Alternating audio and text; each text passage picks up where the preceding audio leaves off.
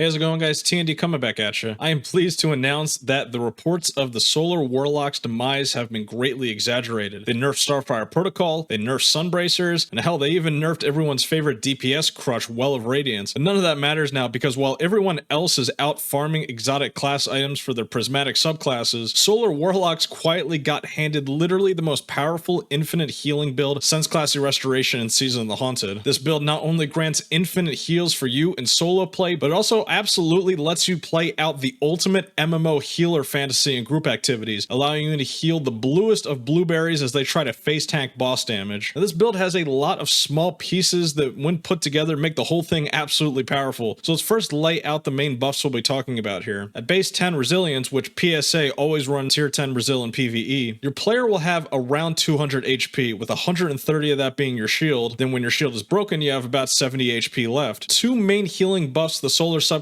have access to are Restoration and Cure. Restoration times 1 will heal you for 35 HP per second, and Restoration times 2 will heal you for 50 HP per second, which is pretty good for a continuous heal over time that will be infinitely extending with our abilities and subclass. The second buff, Cure, is a burst heal, which immediately restores 60 HP and can also stack up to times 2, so 120 HP. For the most part, this build will exclusively be dealing with Restoration times 2 and Cure times 2, which when paired together can keep you alive in even the stickiest of situations. Now, there are two huge additions in the final shape that make this build as strong as it is. First is the new Speaker Sight exotic helm, which takes the healing grenade from our Solar subclass and converts it into a healing turret, which once thrown will shoot out 5 seeking healing grenades, which will apply an instant cure times 2 and restoration times 2 that can then be refreshed upon subsequent hits. The second major addition is the new Pale Heart auto rifle, No Hesitation. This is a brand new weapon type introduced in final shape, allowing you to build up this meter shown under the reticle, and once that meter is filled, you can then hip fire it at your teammates, which will track to them and heal them on hit as well. I'm using the new Enhanced Physic perk, which will also give restoration times 2 to both you and your teammate whenever you heal them with this weapon. My second perk is going to be Enhanced Incandescent, as this is a build where we want to be building up as much Scorch stacks as possible. Now onto our subclass, and you may be wondering why I'm not using Prismatic for this. Well, there's several elements of the Solar subclass that are not in Prismatic that are absolutely essential to making this build run at full blast. The first is Touch of Flame, which boosts our healing grenade from Restoration and Cure times 1 to times 2, which is absolutely enormous. The other big one is the fragment Ember of Benevolence, which gives us a whopping 400% increased grenade regeneration whenever we heal or buff our allies. So when you see my grenade cooldown here moving like it's late to class or something, that's exactly what's going on here. Oh, and this fragment also has no cooldown, so this is basically like an infinite gameplay loop in group play. You throw a turret, heal everyone, throw another, then another, then another. I think I've had up to like 8 healing turrets out at once before, which is absolutely crazy since they don't even last that long in general on the ground. And we're going to be juicing these grenade cooldowns even more, as our second aspect, Hellion, allows us to be a mobile solar scorch factory as well. Solar Warlocks finally got themselves their own little elemental buddy to work with, and this thing does an amazing job at littering the field with scorch damage as you're busy tossing healing turrets around. What's great is that we can pair this with Phoenix Dive, which is another source of cure times 2 for you and your allies, which yes, also procs Ember of Benevolence for more grenade regen. Our Incinerator Snap melee paired with the Ember of Ashes fragment will ensure maximum scorch on the field as well, which paired with Ember of Singeing means, guess what, we'll have infinite Phoenix Dives as well as near 100% uptime on our Solar buddy to go along with it. Everything in this build just feeds back into itself. It is really nuts when you get the whole thing moving. I didn't even mention the new Song of Flame super, which also gives incredible damage reduction to you and your teammates, and allows you to go absolutely insane with abilities, and allows you to stay mobile the entire time as well. All of these buffs can be refreshed with the fragment Ember of Empyrean, which is also exclusive to the Solar subclass. By the way, if you're liking this video so far and want to see more guides and builds just like this one in the final shape, feel free to leave a like and sub down below. It really helps the channel a lot here. Moving on to our other weapons here, and in the kinetic slot, I am using the Call with Lead from Gold and One for All. In case I ever find myself in a really tough situation, I just need to one-tap everything in sight. Now, this is also a Pale Heart weapon, which is notable because the Dealer's Choice Origin trait, which gives extra super energy on weapon kills, stacks up the more weapons you use with it on. So since we're using 2 of them in this build, that means we're getting our super back even that much faster. In our heavy slot, listen, I just said fuck it. I haven't used my exotic yet, so might as well just go with Gallahorn, one of the best solar exotics in the entire game. Oh, and by the way, the artifact is crazy for this build as well. Those Pale Heart guns will always have a 25% buff with the perk Overcharged Armory, and if that wasn't good enough, Winning Hand makes them also make solar explosions on precision kills as well. Oh, I'm sorry, what's that? Having multiple weapons increases the size of the explosion? I will take take that as well. Thank you very much. Elemental Siphon means that rapid solar kills also gives us a fire sprite, so there is even more grenade energy for you right there. And Radiant Orbs means that we'll be getting infinite radiant on this build as well. That'll pair really well with Shield Crush, which increases our grenade recharge even more when radiant. For our armor mods, you want triple hundreds in resilience, recovery, and discipline if you can swing it. Our armor mods are meant to give us even more grenade inability recharge as well. It's pure overkill at this point, but we do not care, folks. The gameplay loop here feels as broken as any ability spam build that I have ever used in this game, and it is dead simple too. Phoenix Dive and Healing Turrets should be used as soon as they're off cooldown. Kill enemies, spread Scorch, and heal allies with your auto rifle as needed. It really is the ultimate healer Warlock fantasy fulfilled, and I plan on using this loadout as much as I can this season, because there is no way Bungie leaves it in the current state that it is. It is just way too strong. Speaking of strong builds, I did another video on my favorite prismatic Warlock build this season as well, and you can check that video out right here.